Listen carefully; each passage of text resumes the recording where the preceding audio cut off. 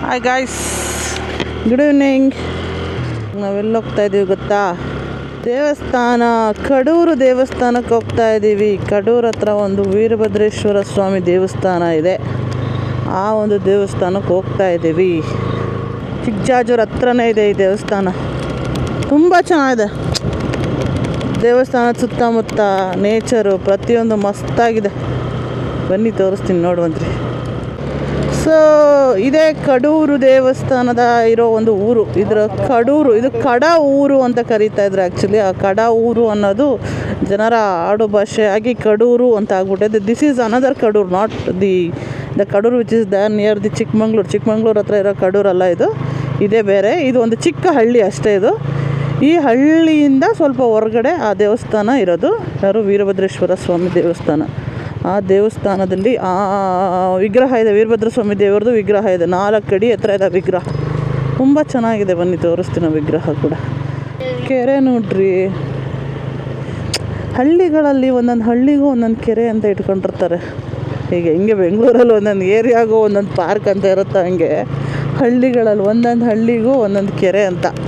ಒಂದು ಕೆರೆ ಇದೆ ಒಂದು ಹಳ್ಳಿಯಲ್ಲಿ ಅಂದರೆ ಆ ಹಳ್ಳಿ ಸಮೃದ್ಧವಾಗಿದೆ ಅಂತ ಅರ್ಥ. ಅದನ್ನು ಸೂಚಿಸುತ್ತೆ, ಸಮೃದ್ಧಿಯನ್ನು ಸೂಚಿಸ್ತವೆ ಯಾವುದು? ಕೆರೆಗಳು. ಅದಕ್ಕೆ ಹಳ್ಳಿಗಳಲ್ಲಿ ನಾವು ಪ್ರತಿಯೊಂದು ಹಳ್ಳಿಗಳಲ್ಲೂ ಕೂಡ ಕೆರೆಗಳನ್ನು ನೋಡ್ಬೋದು. ನಮಗೆಲ್ಲ ಗೊತ್ತಾಗೋಯ್ತು ನೋಡಿ, ಇದೇ ಶ್ರೀ ವೀರಭದ್ರೇಶ್ವರ ಸ್ವಾಮಿ ಕಡೂರು ದೇವಸ್ಥಾನಕ್ಕೆ ಹೋಗುವ ದಾರಿ. ದೀಪಸ್ತಂಭ ಅಂತಾರೆ ಇದನ್ನು. ಸೊ ಈ ದೇವಸ್ಥಾನ ತುಂಬ ಹಳೆಯ ದೇವಸ್ಥಾನ. ಇದು ವಿಜಯನಗರ ಅವರ ಕಾಲದಿಂದನೂ ಇದೆ ಈ ದೇವಸ್ಥಾನ ಕಣ್ರಿ. ಇದು ಈ ದೇವಸ್ಥಾನನ ಪಾಳೆಗಾರರು ನೋಡ್ಕೊತಾ ಇದ್ರು. ಸೊ ಅವರು ಈ ಒಂದು ದೇವಸ್ಥಾನ ಅವ್ರನ್ನೆಲ್ಲ ನೋಡ್ಕೊತಾ ಇದ್ರು. ವಿಜಯನಗರ ಸಾಮ್ರಾಜ್ಯದ ಅರಸರು ದತ್ತಿದಾನ ಕೊಟ್ಟಿದ್ದಾರೆ, ಅಂದರೆ ದುಡ್ಡನ್ನು ಕೊಟ್ಟಿದ್ದಾರೆ ಈ ದೇವಸ್ಥಾನಕ್ಕೆ. ಎಷ್ಟು ಅನುದಾನಗಳನ್ನ ವಿಜಯನಗರ ಸಾಮ್ರಾಜ್ಯದ ಅರಸರು ಕೊಟ್ಟಿದ್ದಾರೆ. ಇದು ಹೆಂಗೆ ತಿಳಿದು ಬರುತ್ತೆ ಅಂದರೆ ಇದ್ರ ಬಗ್ಗೆ ಶಾಸನಗಳು ಇಲ್ಲಿ ಕೆತ್ತನಾಗಿದೆ. ಆ ಶಾಸನದಿಂದ ನಮಗೆ ಗೊತ್ತಾಗುತ್ತೆ ದಟ್ ಈಸ್ ವಿಜಯನಗರ ಸಾಮ್ರಾಜ್ಯದ ರಾಜರು ಇದಕ್ಕೆ ದತ್ತಿದಾನ ಕೊಟ್ಟಿದ್ದಾರೆ ಅಂತ. ಸೊ ಇದೇ ನೋಡಿ ಶ್ರೀ ವೀರಭದ್ರೇಶ್ವರ ಸ್ವಾಮಿ ದೇವಸ್ಥಾನ. ಚಿತ್ರದುರ್ಗ ಜಿಲ್ಲೆ, ಬೀಗುರುಗ ತಾಲೂಕು. ಸೊ ಇಲ್ಲಿ ಚೌಟ್ರಿ ಕೂಡ ಇದೆ ನೋಡಿ. ಮದುವೆಗಳು ಕೂಡ ಆಗುತ್ತೆ ಇಲ್ಲಿ. ಕಲ್ಯಾಣ ಮಂಟಪ ಇರೋದ್ರಿಂದ ಮದುವೆಗಳೆಲ್ಲ ಮಾಡ್ತಾರೆ ಇಲ್ಲಿ. ಸೊ ಇದೇ ದೇವಸ್ಥಾನಕ್ಕೆ ಎಂಟ್ರಿ. ಒಂದು ಸೆಕೆಂಡ್ ವ್ಯೂ ನೋಡಿ ಹಾಗೆ. ವಾಹ್. ಸೊ ಐ ಕ್ಯಾನ್ ಸಿ ಬಹುತ್ ಸುಂದರ ಹವೆ. ದೇವರಾಗೆ ಆಪೋಸಿಟ್ ಆಗಿನೇ ದೀಪಸ್ತಂಭ ಇದೆ. ಸೊ ದೇವರ ಒಳಗಡೆ ಲಾಕ್ ಮಾಡಿದ್ದಾರೆ. ಬಟ್ ಹಾಗೆ ಬನ್ನಿ ತೋರಿಸ್ತೀನಿ.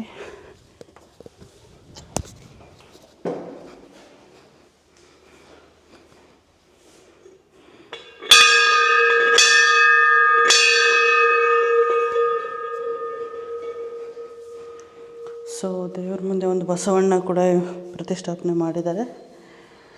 ಸೊ ಯು ಕ್ಯಾನ್ ಸಿ ಅದೇ ವೀರಭದ್ರೇಶ್ವರ ಸ್ವಾಮಿ ಒಂದು ವಿಜಯನಗರ ಕಾಲದ ಒಂದು ವಿಗ್ರಹ. 4 ಅಡಿ ಎತ್ತರ ಇದೆ ಅದು. So you can see the ದ್ವಾರಪಾಲಕರು ಇಲ್ಲಿ. ದೇವರಿಗೆ ದ್ವಾರಪಾಲಕರು ಕೂಡ ಇದ್ದಾರೆ.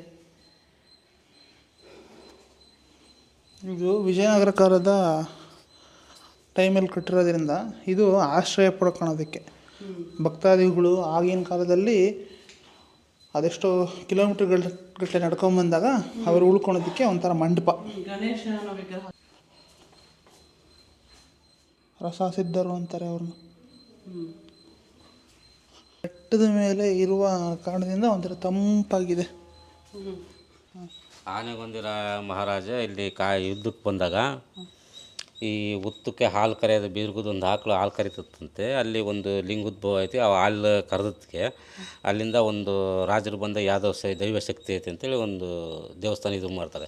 ಅವ್ರು ಯುದ್ಧಕ್ಕೆ ಬಂದಾಗ ಅವರಿಗೆ ಸಿಗ್ನಲ್ ಕೊಡೋಕೆ ಒಂದು ಕೋಡಲ್ದ್ರು ಸ್ವಾಮಿ ಅಂತ ನೋಡೋಗ್ಬಿಡ್ದಾಗೆ ಅಲ್ಲಿ ಕೋಡಗ ಅಂತ ಕೂಗಿದಾಗ ಅವರಿಗೆ ಇಲ್ಲಿ ಸಿಗ್ನಲ್ ಗೊತ್ತಾದಾಗ ಅಷ್ಟು ಹೋಗೋದ್ರೊಳಗೆ ಈ ದೇವಸ್ಥಾನ ಕಟ್ಟಿಸಿ ಇಲ್ಲಿಂದ ಒಂದು ಕಿಲೋಮೀಟ್ರ್ ದೂರ ಐತೆ. ಅಲ್ಲಿ ಗುಗ್ಗುಳು ಹೊಂಡ ಅಂತೇಳಿ ಒಂದು ಗುಗ್ಗುಳು ಹೊಂಡ ಇದು ರೆಡಿ ಮಾಡಿ ಇಲ್ಲಿ ಪ್ರತಿನಿತ್ಯ ಬಂದಂಥ ಭಕ್ತರುಗಳಿಗೆ ಪ್ರತಿನಿತ್ಯನೂ ಊಟದ ದಾಸೋಹ ಇರುತ್ತೆ.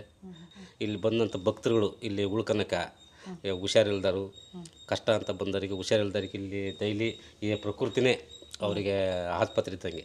ಈ ಪ್ರಕೃತಿ ಗಾಳಿ, ಆಮೇಲೆ ಹೊಂಡದ ನೀರು, ತೀರ್ಥ, ಆ ತೀರ್ಥದಿಂದ ಎಲ್ಲ ಕಾಯಿಲೆಗಳು ಬಗೆಹರಿತವೆ. ವೀರಭದ್ರಿಗೆ ಏನಪ್ಪ ಅಂದರೆ ಬಿಳಿ ಕಣಗಲ ಎಲೆ ಹೂವು, ಆ ಹೂವಿನಿಂದ ಡೈಲಿ ಪೂಜೆ ಆಗುತ್ತೆ. ಆ ಪೂಜೆ ಹೂವಿನಿಂದ ಬೋರ್ ಕೊರ್ಸೋರು, ಮದುವೆ ಮಾಡೋರು, ಆಮೇಲೆ ಇನ್ಯಾರೇ ಯಾವುದೇ ಕಾರ್ಯಕ್ರಮ ಈ ದೇವ್ರು ಕೇಳ್ದಲೇ ಯಾವುದಕ್ಕೂ ಮುಂದುವರಿಯಲ್ಲ. ಒಳ್ಳೆ ಚೆನ್ನಾಗಿ ಕಾರ್ಯಕ್ರಮ ನಡ್ಕೊಂಡು ಹೋಗುತ್ತೆ. ಚೆನ್ನಾಗಿ. ತಮ್ಮ ಹೆಸರು? ಮಲ್ಲಿಕಾರ್ಜುನ ಸ್ವಾಮಿ ಕರವರು. Thank you sir. So this is Patala Gangamma ದೇವಸ್ಥಾನ. ಸೊ ಇಲ್ಲಿ ಪಾತಾಳ ಗಂಗೆ ಕೂಡ ಇದೆ.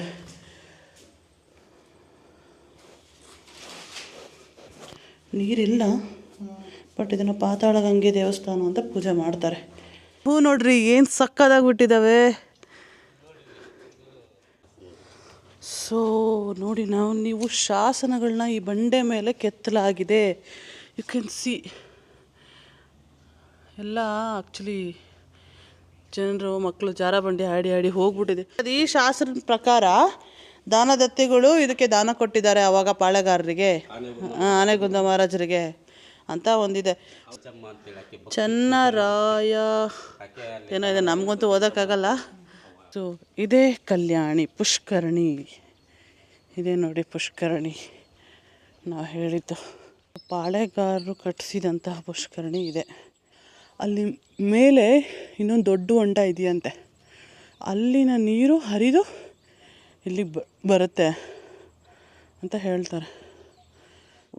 ಆಮೆ, ಅಲ್ಲೊಂದು ಆಮೆ ಇದೆ ಕಣ್ರಿ ಅಲ್ಲಿ.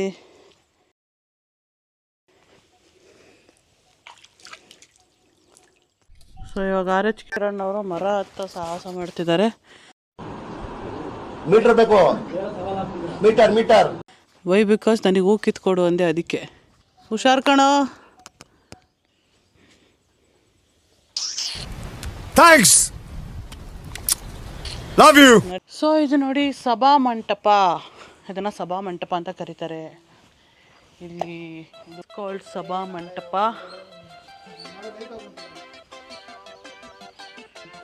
ನಡೀಲಿ.